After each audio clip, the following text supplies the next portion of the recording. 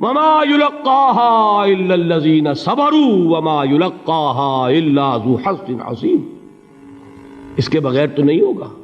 تھوڑ دلے لوگ، کم ہمت لوگ، عزیمت نہ رکھتے ہوں، حوصلہ نہ رکھتے ہوں، برداشت نہ رکھتے ہوں، تحمل نہ کر سکیں، لالچ سے ڈگمگا جائیں. دیکھیے یہ بھی میں نے چونکہ بات کہی تھی، سن لیجئے سیرت سے.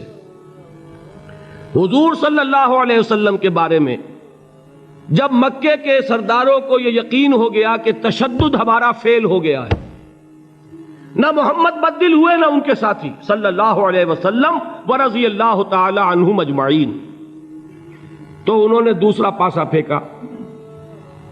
پہلا پاسا کیا تھا؟ استہزاء، تمسخر، مذاق، ڈیمورلائز کرو، نروس بریک ڈاؤن کرو، ان کا بیٹھ جائیں یہ پتاشے کی طرح.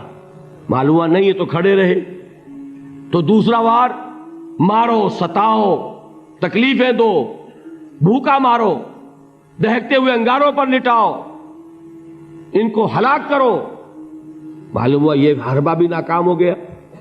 ایک آدمی واپس نہیں پھرا. ایک شخص کو بھی ہم اپنے اس تمام پرسیکیوشن سے نہ توحید سے ہٹا سکے، نہ محمد سے برگشتہ کر سکے صلی اللہ علیہ وسلم. بلکہ مرض بڑھتا گیا جوں جوں دوا کی. ان کے اعتبار سے تو مرض تھا نہیں کہ وہ تو بات آگے بڑھ رہی ہے. ہم نے جتنا دبایا، وہ جو کہا ہے کہ اتنا ہی یہ ابھرے گا جتنا کہ دبا دیں گے، تو ہمارا دباؤ جو ہے وہ ناکام ہو گیا. تو تیسرا بار آیا تھا. وہ کیا تھا؟ سفارت آئی ابو طالب کے پاس. دیکھو ابو طالب، تمہارا بھتیجا جو ہے وہ ہمارے معبودوں کو باطل ٹھہرا رہا ہے. ہم تنگ آ چکے ہیں. اگر تو اسے بادشاہت چاہیے، اگرچہ ہم کسی بادشاہت کے عادی نہیں ہیں، لیکن ہم اسے اپنا بادشاہ بھی مان لیں گے. اگر اسے دولت چاہیے، وہ اشارہ کرے، ہم سیم و زر کے انبار اس کے قدموں میں لگا دیں گے. اور کہیں نکاح کرنا چاہے اشارہ کر دے، جس اونچے سے اونچے گھرانے میں وہ چاہے گا قریش کے، ہم اس کی شادی کر دیں گے. تینوں ہی لالچ ہے نا دنیا میں. ویسے تو زر، زن، زمین، آپ کے ہاں یہ تین زے مشہور ہیں. زر، زن، زمین. زمین کو اقتدار سمجھ لیجئے، قوت سمجھ لیجئے، دبدبا سمجھ لیجئے. زن، زر اور حکومت، تینوں پیشکشیں انہوں نے کی. دیکھیے یہ ہوتے ہیں مرحلے تحریکوں کے لیے بہت ہی نازک. نبی کے لیے تو خیر کوئی امکان نہیں تھا. غیر نبی ہو تو سوچے گا نا، یہ بادشاہ بنا رہے ہیں، بادشاہ بنو، اس وقت تھوڑا سا کمپرومائز کر لو، پھر ہاتھ میں قوت آ جائے گی تو پھر سب ٹھیک کر لیں گے. اگرچہ کبھی ٹھیک نہیں ہوتا. وہ ٹھیک ہوتا ہے اسی پروسیس سے جو محمد الرسول اللہ نے اختیار کیا. یہ تمام ٹیمپٹیشنز ہوتی ہیں، راستے سے بھٹکانے کی کوشش، کہ دباؤ سے نہیں مانے تو یہ لالچ جو ہے یہ انہیں ہٹائے. کیا جواب تھا حضور کا صلی اللہ علیہ وسلم؟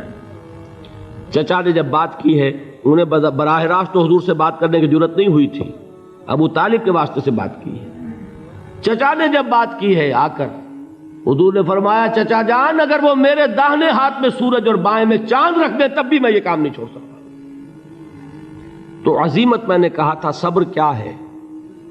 اپنے طے کردہ راستے پر بڑھتے چلے جانا، نہ کسی ٹیمپٹیشن سے، نہ کسی پریشر سے، نہ کسی تکلیف سے، نہ کسی ایذا سے، نہ کسی استہزاء سے، کسی سے بھی متاثر ہوئے بغیر اپنی منزل کی طرف پیش قدمی کیے چلے جانا. یہ ہے صبر. یہ صبر کی آخری منزل ہے.